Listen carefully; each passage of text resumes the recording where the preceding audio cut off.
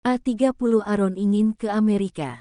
Sean baru sampai di rumah Aaron. Ia mengendap-endap. Ia takut kalau Siti melihatnya memakai baju pink. Kenapa mengendap-endap seperti maling aja? Tanya Aaron yang melihat Sean baru masuk ke rumahnya. Ngagetin aja lo bos gue. Akut Siti melihat gue pakai baju pink kayak gini, ucap Sean. Takut kenapa Siti juga gak akan melarang lo pakai baju warna apa, ucap Aaron. Bukan takut sih sebenarnya, cuma malu aja dilihat Siti.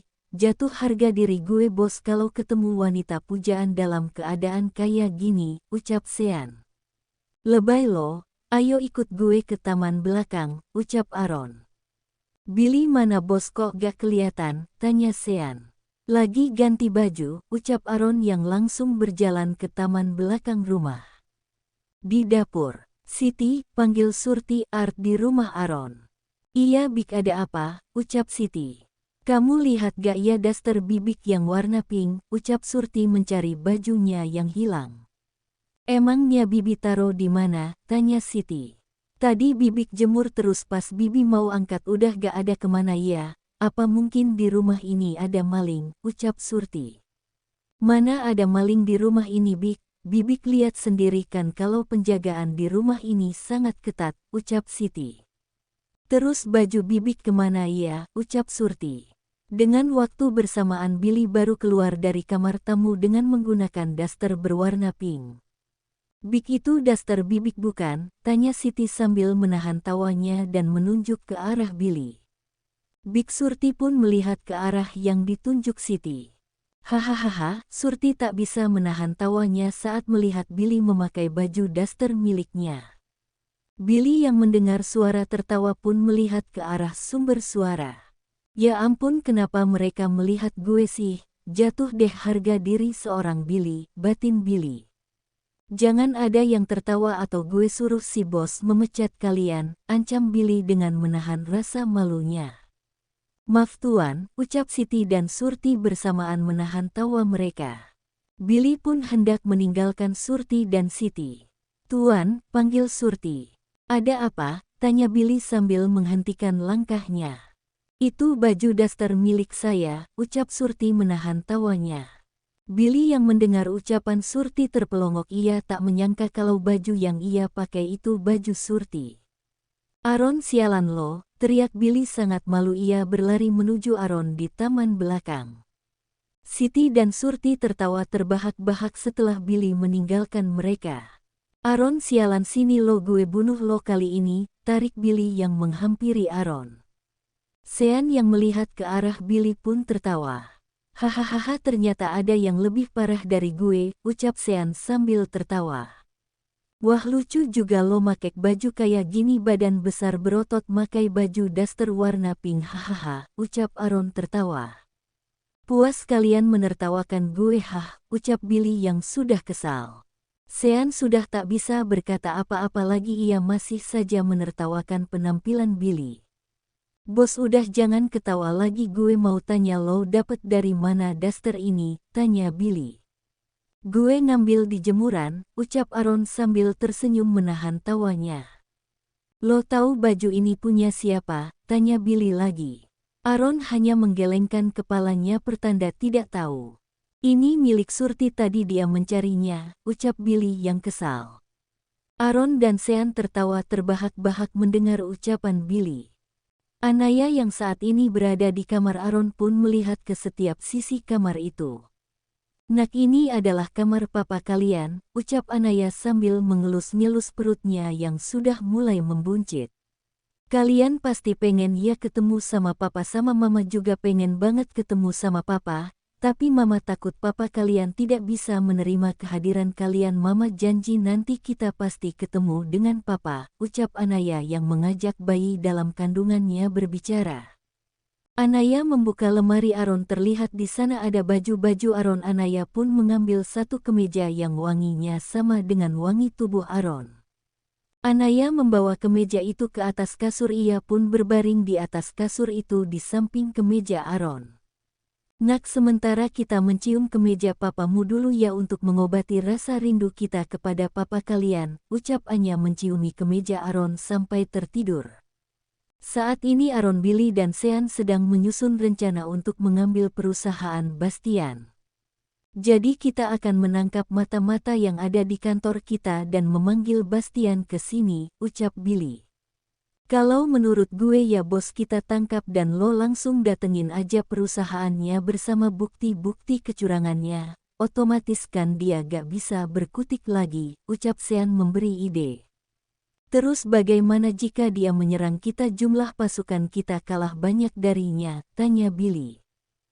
Gue setuju dengan pendapat Sean, kita datangi perusahaannya dengan membawa bukti-bukti kalau mengenai anak buah kita yang kalah, jumlah kita akan mengirim bala bantuan dari sini, ucap Aaron. Bukankah anak buah yang di sini sedang kita kerahkan mencari keberadaan Anaya di sini bos, ucap Billy. Begini aja bos, bagaimana kalau kita minta bantuan kepada Om Rosie, kan anak buah Om Rosie juga banyak bos, ucap Sean. Ide bagus tuh bos, kita minta bantuan sama Om Rosie untuk berjaga-jaga kalau kita diserang Bastian dan anak buah di sini biar fokus mencari Anaya, ucap Billy menyetujui ide Sean. Baiklah, tapi papa gak akan membantu kita kalau kita ke Amerika, ucap Aaron. Apa susahnya kalau kita ke Amerika dulu minta bantuan pada Om Rosie, setelah kita mendapatkan bala bantuan baru kita menuju ke Jepang menemui Bastian, ucap Billy. Baiklah Sean, kita harus selesaikan pekerjaan kita di kantor dulu selama 2 minggu ke depan dan lo selesaikan transaksi penjualan senjata kita sampai 2 minggu ke depan, ucap Aaron. Baik bos, ucap Billy dan Sean bersamaan. Jadi kapan kita akan berangkat ke Amerika bos, tanya Sean. Setelah Lita menyelesaikan pekerjaan kita, perkiraan minggu depan kita baru bisa berangkat, ucap Aaron. Baiklah bos, ucap Sean. Bill, bagaimana tentang pencarian Anaya, apa sudah ada perkembangan, tanya Aaron. Belum ada bos, ucap Billy. Kita harus bertindak cepat, gue gak mau terjadi apa-apa sama Anaya dan anak gue, ucap Aaron. Kami akan berusaha semaksimal mungkin bos untuk menemukan Anaya dan calon anak bos, ucap Billy. Saat ini Aaron, Billy dan Sean sedang sangat sibuk dengan pekerjaan mereka. Sudah hampir seminggu mereka selalu lebur mengerjakan pekerjaan mereka sehingga saat ditinggal nanti sudah tidak ada pekerjaan. Sean, apa ini sudah semua berkas-berkasnya, tanya Aaron pada si. Ada sedikit lagi bos, ucap Sean yang membantu Aaron mengerjakan tumpukan berkas. Cepat bawa sini dan selesaikan sekarang, ucap Aaron. Tapi ini sudah malam bos, apa bos gak pulang, ucap Sean. Kita harus cepat menyelesaikan ini dan kita bisa lebih cepat pergi, ucap Aaron. Baik bos, ucap Sean yang langsung mengambil berkas yang tersisa. Ini bos berkas-berkasnya, ucap Sean memberikan berkasnya kepada Aaron. Letakkan saja di sana, ucap Aaron sambil menunjuk ke arah ujung mejanya. Bos, bagaimana mengenai penangkapan mata-mata di kantor ini, tanya Sean. Nanti setelah kita mendapatkan bantuan dari papa, ucap Aaron yang masih mengerjakan berkas-berkas. Baik bos, ucap Sean. Mereka tak menyadari kalau ruangan Aaron sudah dipasang perekam suara. Jadi mereka sudah tahu kalau aku mata-mata di kantor ini, aku harus lapor pada bos, ucap Dani mata-mata di kantor Aaron. Halo, ucap Bastian di seberang telepon. Halo bos, saya sudah ketahuan bos, mereka berencana menangkap saya, ucap Dani. Bodoh, bagaimana mereka bisa tahu? Cepat pergi dari sana, jangan sampai tertangkap oleh Aaron, ucap Bastian yang marah. Baik bos, ucap Dani yang langsung mengemasi barang-barangnya dan langsung pergi dari kota ini. Kembali ke ruangan Aaron, Aaron dan Sean masih mengerjakan berkas-berkasnya. Cekerek, seseorang membuka pintu ruangan Aaron. Hai, ternyata kalian belum pulang, ucap Billy. Mau ngapain lo kesini, ucap Sean sinis. Kalian terlalu fokus bekerja sampai-sampai tidak tahu ada perekam suara di sini, ucap Billy yang langsung mengambil perekam suara itu di bawah meja Aaron. Siapa yang memasang perekam suara ini di sini, tanya Aaron. Doni mata-mata yang ada di kantor lo, ucap Billy. Dari mana lo tahu? Tanya Sean penasaran. Gue menempatkan 2 orang untuk mengawasi mata-mata di kantor ini, ucap Billy. Terus di mana Donnie berada, ucap Aaron. Lo tenang aja, dia udah gue bawa ke markas, ucap Billy. Syukurlah kalau begitu, ucap Aaron lega. Kalian belum selesai juga ngerjain pekerjaan kalian, ucap Billy. Emang ya lo udah selesai, tanya Sean. Udah dong, ucap Billy sombong. Dibantu Sinta, ucap Sean. Yoi, oh ya, ngomong-ngomong tentang Sinta, gue masih penasaran apa motif dia ngasih obat perangsang ke Elo waktu itu, bos, ucap Billy. Kalau gue lihat dari gerak-geriknya sih dia tuh suka sama gue dan mau menjebak gue supaya gue tidur sama dia terus gue nikahin dia, ucap Aaron. Terus kenapa lo diemin aja dia, gak lo hukum atau lo keluarin dari kelompok mafia kita, tanya Billy. Iya bos, lo seolah-olah membenarkan perbuatannya, ucap Sean. Kalian tenang aja, gue diem berarti gue gak bergerak ya, gue lagi menyelidiki apa Sinta ada kaitannya dengan gue yang berantem sama Anya atau gak. Kalau dia terlibat atau dia dalang dari masalah itu, gue akan menghukumnya dengan apa yang telah ia perbuat, ucap Aaron. Baiklah, terserah lo deh, buruan selesaikan pekerjaan kalian biar cepat kita perang lagi, ucap Billy. Gak usah banyak bacot, lo sini bantuin, ucap Sean kesal. Gue mana ngerti masalah begituan, ucap Billy yang mengerti masalah perkantoran. Udah balik sono, lo ganggu kita kerja aja, ucap Sean. Emang gue mau balik, bye-bye, selamat bekerja, ucap Billy yang langsung meninggalkan ruangan Aaron. Aaron dan Sean pun melanjutkan pekerjaan mereka. Anaya terbangun dari tidurnya, ia bermimpi kalau Aaron menemuinya dan meminta maaf padanya. Ternyata cuma mimpi, semoga aja mimpiku kali ini menjadi kenyataan, amin, ucap Anaya yang langsung bangun dari tidurnya. Ia langsung menuju ke kamar mandi untuk membersihkan diri dan mengambil air wudhu. Anaya akan melaksanakan sholat subuh dan dilanjutkan membaca Al-Quran. Setelah selesai, Anaya pun keluar dari kamarnya menuju ke dapur. Selamat pagi Nona, ucap Wati yang sedang memasak. Selamat pagi Bikwati, lagi apa nih, tanya Anaya. Biasa Nona lagi buat sarapan, Nona mau Bibi buatkan sesuatu, ucap Bikwati.